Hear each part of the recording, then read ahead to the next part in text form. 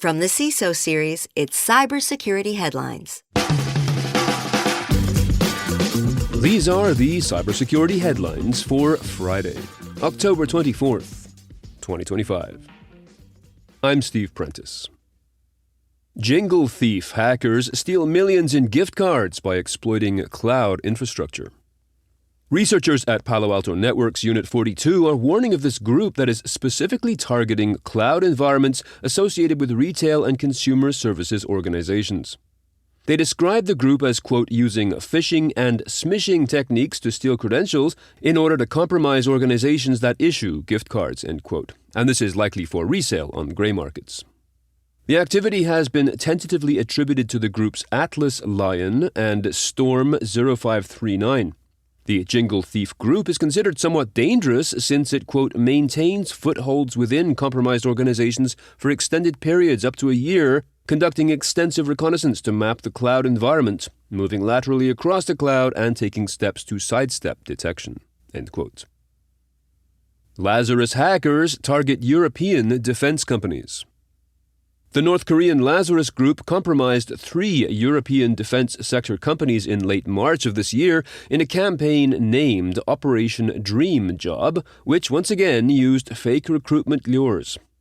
The targeted companies are involved in the development of unmanned aerial vehicle technology, UAVs. This headhunting approach is a typical technique for Lazarus in which their agents pose as recruiters and approach employees at organizations of interest with job offers for a high-profile role. ESET, which made the discovery, has not yet elaborated on the success of this particular campaign. Deep tech work culture pushes for 72-hour workweeks. The pace and intensity of development and growth in tech sectors responsible for AI, semiconductors, and quantum computing has resulted in many companies eyeing an extended work culture to keep up. An article in Wired describes the spread of the 996 work culture, already established in China, in which employees are expected to work 9 a.m. to 9 p.m. 6 days a week, thus creating a 72-hour work week. As the article says, quote, many startups in the U.S. are asking prospective employees if they are willing to commit to the 996 approach, and to get the job, the answer needs to be an unequivocal yes, end quote. A link to this article is available in the show notes to this episode. Microsoft offers Copilot for Exchange Server. Microsoft is now asking admins if they would like the AI assistant on-prem. In a 10-question form posted on its tech community blog, it asks, quote, would your organization be comfortable enabling Copilot for Exchange Server if it requires sending some Exchange Server data to the cloud, end quote.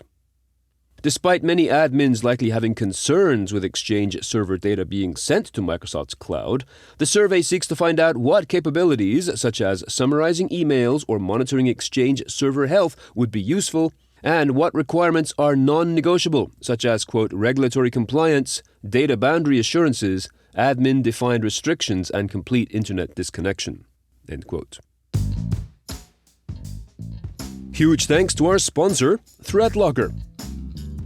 Imagine having the power to decide exactly what runs in your IT environment and blocking everything else by default.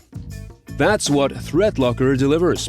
As a zero-trust endpoint protection platform, ThreatLocker fills the gaps traditional solutions leave behind, giving your business stronger security and control. Don't just react to threats, stop them with ThreatLocker. DNS race condition brought AWS to a crawl last Monday. Following up on Monday's AWS outage, Amazon has now released a report on the day-long incident. At the time, we reported that the cause was a DNS failure in AWS's critical US East 1 region. The cause of that DNS failure has now been revealed as, quote, a race condition in DynamoDB's automated DNS management system that left an empty DNS record for the service's regional endpoint, end quote. This was triggered, the company says, by, quote, a latent defect within the service's automated DNS management system, end quote. As described in the register, quote, the Droplet Workflow Manager, which maintains leases for physical servers hosting EC2 instances, depends on DynamoDB. When DNS failures cause the Droplet Workflow Manager state checks to fail, Droplets, the EC2 servers, couldn't establish new leases for instance state changes. End quote. Amazon has apologized for the incident. Researchers warn of surge in high-level smishing triad activity. Researchers from Palo Alto Network's Unit 42 have uncovered a massive Chinese-managed phishing campaign called Smishing Triad, involving thousands of cybercriminals and nearly 195,000 malicious domains operating since January 2024. The decentralized operation primarily uses text messages to lure victims into revealing sensitive data such as national IDs, financial details, and login credentials. Over two-thirds of the domains were registered through Hong Kong-based Dominet HK Limited, with most hosted on US, Chinese, and Singaporean servers. The fake sites impersonate trusted organizations across industries like finance, healthcare, e-commerce, and law enforcement, making the campaign one of the most widespread smishing operations to date.